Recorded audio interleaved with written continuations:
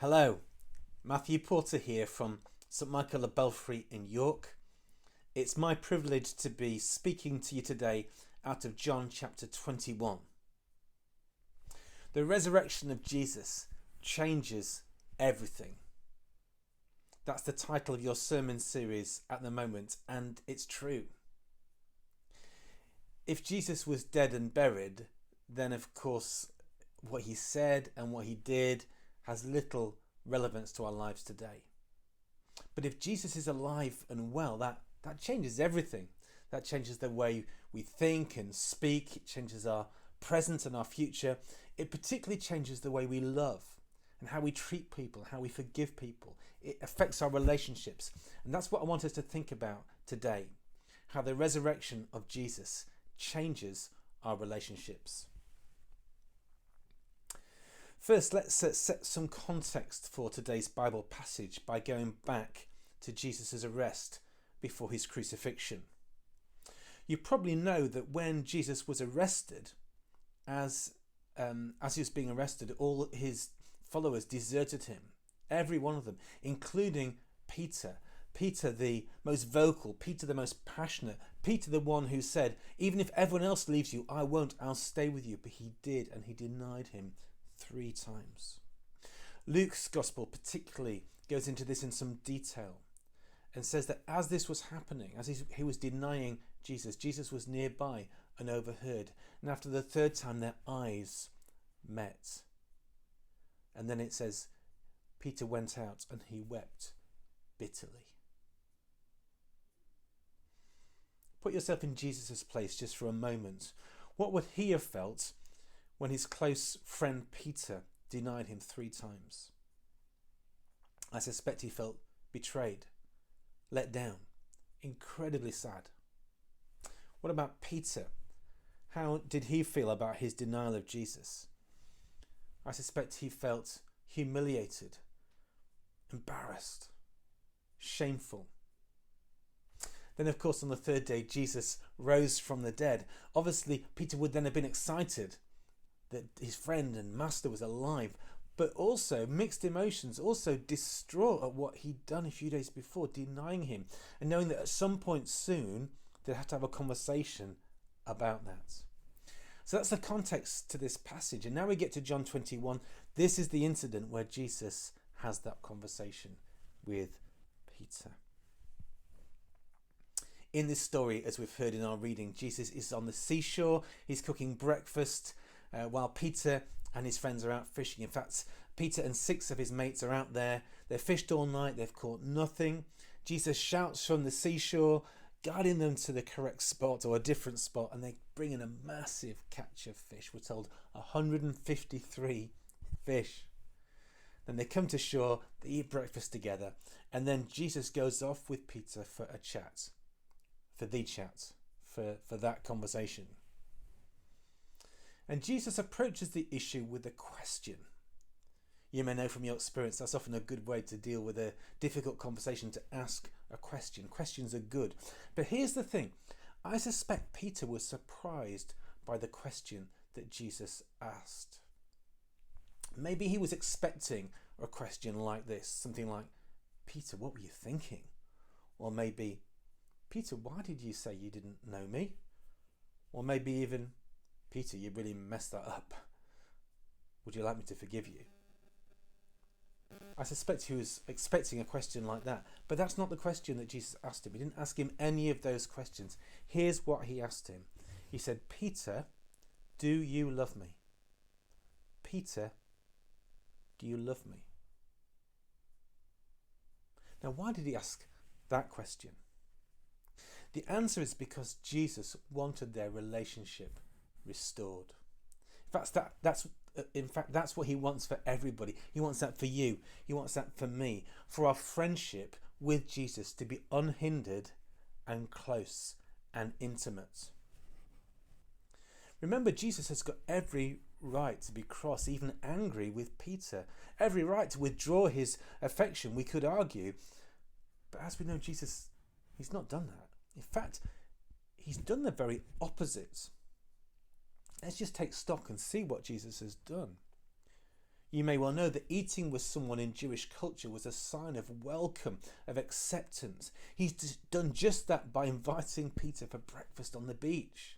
He's not pushed him away. He's not rejected him. He's welcomed him. He's accepted him. He's drawn him in to his friendship and family. Also, Jesus has just helped him bring in a massive catch of fish. Something very similar happened 3 years before when Jesus first called Peter to be a disciple. Peter's been reminded of that simple call to follow Jesus, to live in a close, trusting relationship of love with his master. Also, of course, that big catch would have been worth a lot of money, certainly a few weeks, maybe even a month's worth of wages. Jesus is helping him. Jesus is giving him a big gift, a financial gift here as well. So I hope you see what's going on here. Peter, in this story, is being loved by Jesus. Jesus is showing that he bears no grudges. He forgives him. The relationship, as far as Jesus is concerned, is not broken. He still loves Peter. He's always loved Peter. He will never stop loving Peter. He couldn't love him any less or any more. He loves this big, burly, broken fisherman, Peter. I suspect this was hard for Peter, humbling for Peter.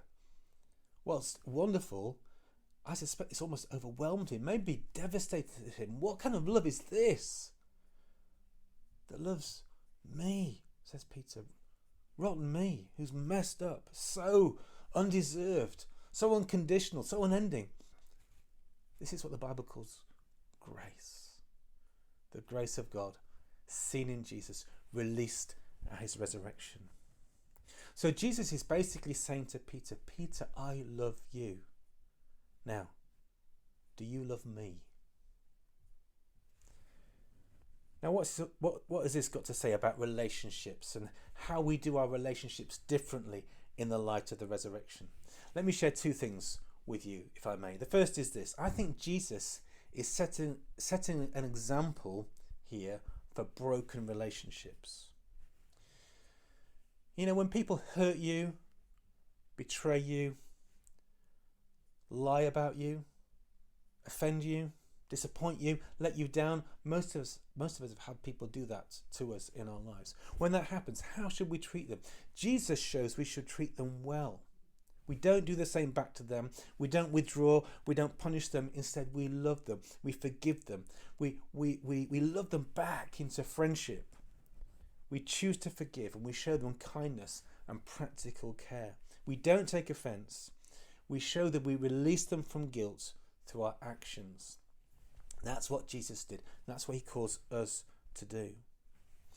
I remember once hearing someone talk about how she found it hard to love and to forgive her husband for some things that he'd done in the past. And she was pointed to the Bible verse, 1 Peter 4:8. Love each other deeply, for love covers over a multitude of sins. And she was asked, do you think you've got enough love to cover over the multitude of his sins? And she said, I think I do. I think Jesus has given me that love to do that. So she chose to forgive and to pour love over her husband. And he chose to work on his sinful habits. And they found a way through, a better way through, a stronger way through. All because they chose to do their marriage relationship in the light of the resurrection of Jesus. Choosing to love and to forgive, even though it was difficult at first. That's what they did. Now, what about you? Do you need to do that to someone who's hurt you, who's treated you badly? Is there someone who's wronged you who you need to forgive? I want to urge you, forgive them today. And then do something practical to show that's the case. You may need to get on the phone or send them a text or send them a gift or do something to show that you're doing your relationships differently because of the resurrection of Jesus. Here's the second thing. This story shows us how Jesus treats us. You see, the way he treats Peter is the way he treats you and me. Let me explain. In some ways, Peter's story is actually your story and mine.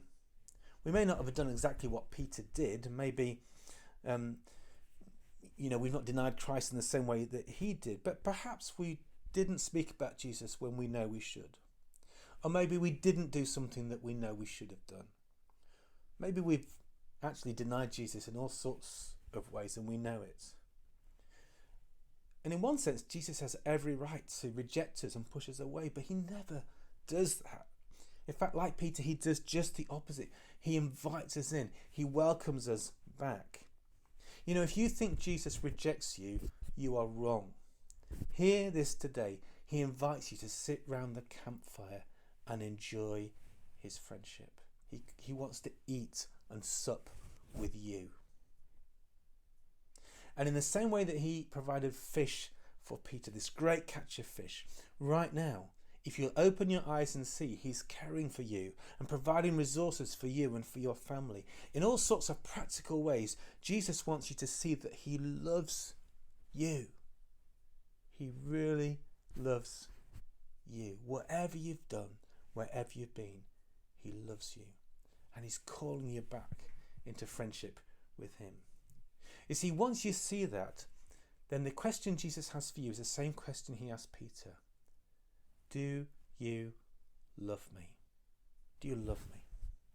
Today I invite you to respond to that question as Peter did by saying, Jesus, you know I love you. I wonder, will you say those words with me? As Jesus invites you, do you love me? Why don't you say with me, Jesus, you know I love you. Maybe a second time, Jesus, you know I love you. A third time, like Peter, Jesus, you know I love you. I hope that's your response today. I need to close now. We've been seeing today that one sign of showing that we understand the resurrection is through the way we do our relationships. If, like Peter, you've said to Jesus, yes, Lord, you know I love you, then one final thing Jesus said to Peter, he also says to you, feed my sheep. That means feed people, look after others, give away what I've given to you. Don't keep my love and goodness to yourself, give it away, nourish others, bless others, help others, show your love by what you do. So will you do that? Will you do that today in this lockdown season with your family at home, to neighbours in need, to those struggling financially, emotionally, even to those who've hurt you? Show your love, your resurrection love, by the way you do your relationships. Heidi Baker, who works in Mozambique amongst some of the poorest people on the planet, she's one of my heroes of the faith. She says this: we measure the quality of our lives by the way we do our relationships. We are learning to love. In these difficult, stretching, stay-at-home days, may the resurrected Christ be helping you, my friends in Surrey, to be learning to love.